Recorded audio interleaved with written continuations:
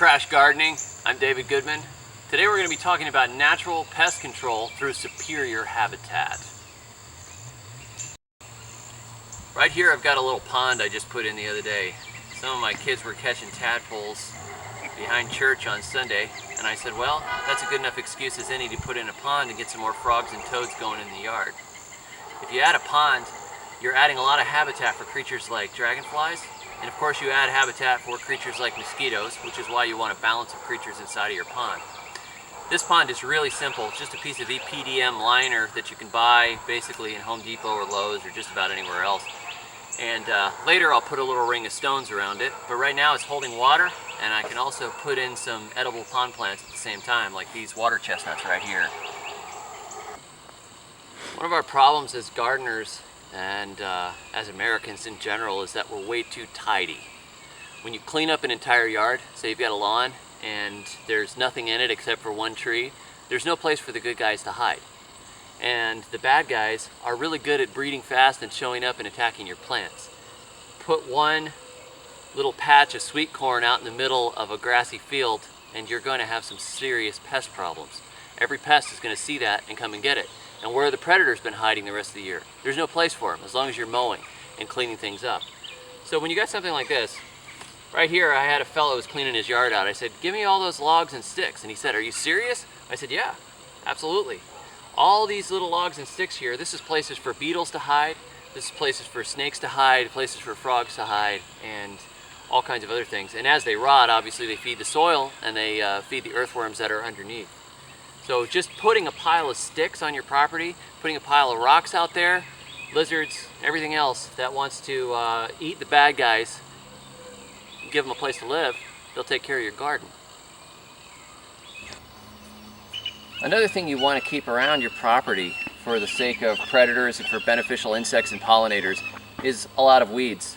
See, I've got all this weed growth going down here, and when you don't cut, if you go around your yard and look, you'll see all kinds of little wasps and ladybugs and praying mantises and things like that, even ants, that will live in a mess of weeds. And what happens is they live, they breed, prey species live and breed in there, predators live and breed in there, and then when it comes to your garden, there's already a complete ecosystem in place to come over and protect your garden. As the prey species jump in and they start becoming pests, the predators will often follow them. So if you have undergrowth like this is a perennial Mexican sunflower. It grows really big, and a lot of things like to live in and underneath it. Again, if you just had grass, you'd have no place for anything to live. So you have to play God and be pest control unless you give them a little bit of habitat. So just leave some patches here and there, if you can stand it, of weeds, and you'll have a lot of space for the good guys.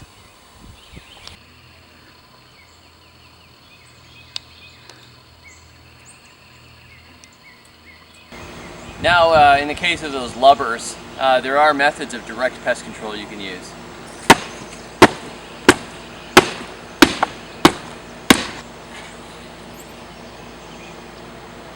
They're done! Other than just throwing piles of sticks around and leaving some weeds to grow or digging a pond, you can also make direct insect habitat.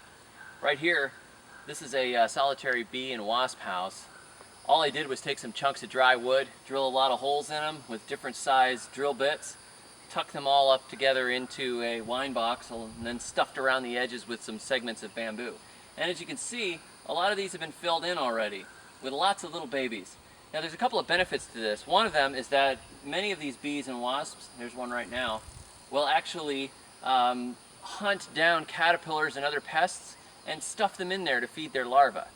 The other thing is that a lot of them are great pollinators. So this is right on the fence near where I grow my garden every year, and these guys are going to be coming in and out of here, and then I'm going to have a whole bunch of little babies right where I want them. Beyond doing a box like this, again, I put some rock piles down on the ground, some extra bricks. I had some sticks over here, and then further over here, I've got a pile of logs. Again, for lizards, snakes, anything else that wants to live in there and be happy. They're right on the edge of my garden, and they can take care of everything. So, habitat. So, you've created habitat.